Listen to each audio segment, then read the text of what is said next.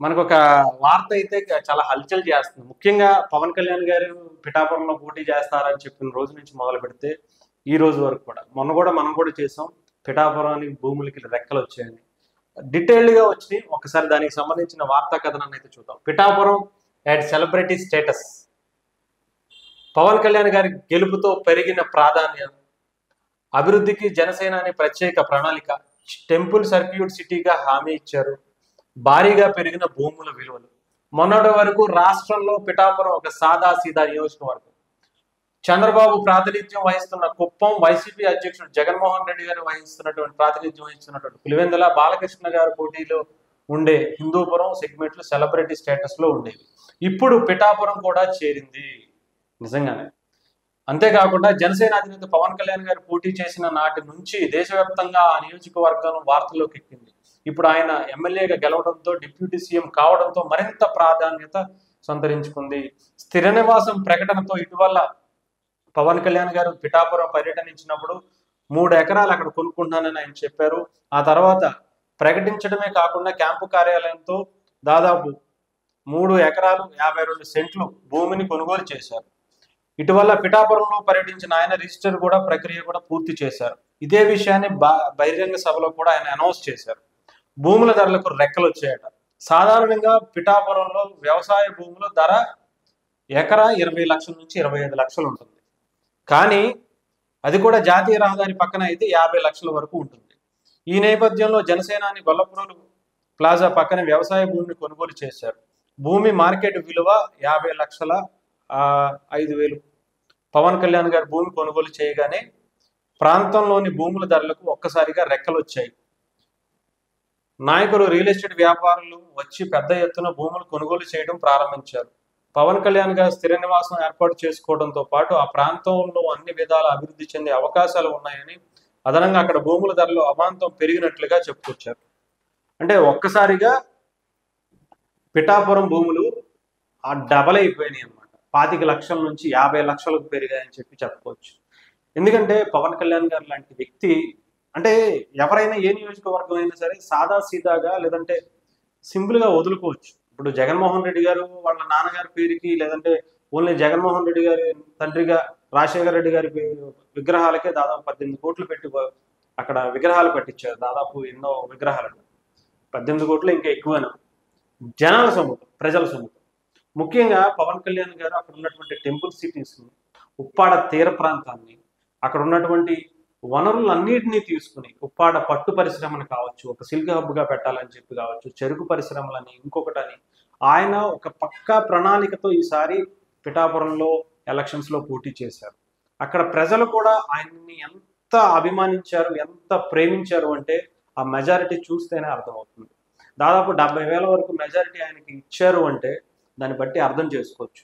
ఓటుకి 5,000 రూపాయల వరకు పంచిన, ఇంటింటికి వెళ్ళి మాకు ఓటు అయిపోతే మిమ్మల్ని ఇబ్బంది పెడతామని చెప్పి బెదిరించిన, ఏం చేసినా సరే అక్కడ ప్రజలు ఎక్కడ భయపడలేదు.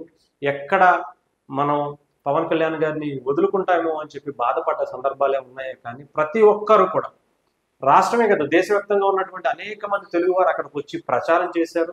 పవన్ కళ్యాణ్ గారి యొక్క అవసరాన్ని అక్కడ తెలియజేశారు. అక్కడ ఉన్నటువంటి ప్రజలు కూడా పక్క ఇంటికి వెళ్ళి, అమ్మ ఈసారి పవన్ కళ్యాణ్ గారికి ఓటేయండి, పవన్ కళ్యాణ్ గారికి ఓటేస్తే మన నియోజకవర్గం అభివృద్ధి చెందుద్ది, దానికి ఏకైక వ్యక్తి పవన్ కళ్యాణ్ గారే, ఆయనను చూసి ఇక్కడ పెట్టుబడులు వస్తాయి, పవన్ కళ్యాణ్ గారు లాంటి నిజాయితీపరుడు ఉండే నియోజకవర్గానికి పెట్టుబడులు ఈజీగా రాగలిగితే, అవసరమైతే ఆయన సొంత డబ్బులతో అయినా సరే ఇక్కడ అభివృద్ధి చేసుకోగలుగుతాడు అని చెప్పి నా దగ్గరే చాలా మంది మహిళలు అన్నారు. వంగా గీత గారు ఎంపీగా చేశారు, ఎమ్మెల్యేగా మళ్ళీ పోటీ చేశారు, లేదా ఇంకొక ఎవరో ఒక వ్యక్తి ఎమ్మెల్యేగా పోటీ చేశారు. చాలా మంది చాలా రకాలుగా చేశారు. కానీ ఎప్పుడు రాని స్టేటస్ పవన్ కళ్యాణ్ గారు రాకతో వచ్చింది. అది పవన్ కళ్యాణ్ గారి స్థాయి, అది పవన్ కళ్యాణ్ గారి మేనియా అనొచ్చు. ఈసారి పవన్ కళ్యాణ్ గారి వల్లే పిఠాపురం అభివృద్ధి చెందుతుంది. పవన్ కళ్యాణ్ గారి వల్లే రాష్ట్ర భవిష్యత్తు మారబోతుంది. పిఠాపురం వల్లే నిజంగా రాష్ట్ర భవిష్యత్తు కూడా మార్చే అవకాశం పవన్ కళ్యాణ్ గారికి వచ్చింది. ఏదేమైనా సరే ఈసారి పవన్ కళ్యాణ్ గారి రాకతో పిఠాపురం కూడా ఒక సెలబ్రిటీ సిటీ అయిపోయింది, ఒక సెలబ్రిటీ నియోజకవర్గం అయిపోయింది అనుకోవచ్చు. అక్కడ ఉన్న ఒక్కసారిగా మనం అందరం చూసుకుంటే అక్కడ మొన్న కూడా నేను ఒక వీడియో చేశాను. అక్కడ ఉన్నటువంటి ప్రతి ఒక్కరు కూడా సెలబ్రిటీస్ అయిపోయారు. పిఠాపురంలో ఉన్నటువంటి ప్రతి ఇల్లు, ప్రతి గడప కూడా అక్కడ ఉన్నటువంటి ప్రతి వ్యక్తి కూడా టీవీల్లో, సోషల్ మీడియాల్లో మాట్లాడుతూ హల్చల్ చేసిన వాళ్ళే. ప్రతి ఒక్కళ్ళు పవన్ కళ్యాణ్ గారిని గర్వంగా మేము ఇక్కడ పోటీ చేసి గెలిపించుకుంటామని చెప్పిన వాళ్ళే.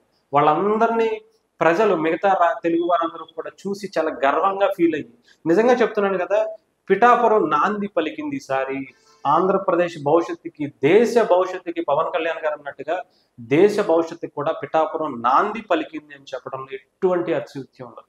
ఎందుకంటే పిఠాపురంలో పవన్ కళ్యాణ్ గారు గెలవాలి అని చెప్పి అక్కడ ప్రచారం చేసినటువంటి ఎంతో మంది వ్యక్తులు వాళ్ళని చూసి చాలా మంది ఆకర్షితులయ్యి మనం కూడా మారాలి, ఇంత నిజాయితీ గల వ్యక్తి మనల్ని మార్చాలని చూస్తున్నాడు, ఈసారి కూడా మనం మారకపోతే మన పరిస్థితి ఎలా ఉంటుందని చెప్పి అక్కడ ప్రజలు మిగతా వాళ్ళ గురించి మాట్లాడేటప్పుడు, పవన్ కళ్యాణ్ గారి గురించి మాట్లాడేటప్పుడు ప్రజలు చాలా రాష్ట్రం అంతా కూడా ఇన్స్పైర్ అయ్యి ఈసారి మారి ఓట్ల శాతం పెరగడమే కాకుండా ఒక అద్భుతమైనటువంటి మెజారిటీ ఎన్డీఏ కూటమికి రావడంలో పిఠాపురం ప్రజలే ప్రపంచంలో ఉన్నటువంటి తెలుగు వారందరినీ మార్చి తిరిగి ఇళ్లకొచ్చి ఓట్లేసే విధంగా చేశారంటే అది ఒక్క పిఠాపురం నుంచే చెప్పచ్చు. ఎందుకంటే పిఠాపురంలో అందరూ కూడా చాలా అద్భుతంగా మాట్లాడేవారు. ప్రతిసారి అంటే నేను దగ్గర పవన్ కళ్యాణ్ గారు పోటీ చేస్తారని ఒక 6 నెలల క్రితమే మనకు తెలిసేమో, కానీ నేను ఒక 1 year బ్యాకే అక్కడికి వెళ్ళి అక్కడ ప్రజల యొక్క అభిప్రాయం తెలుసుకున్నాను.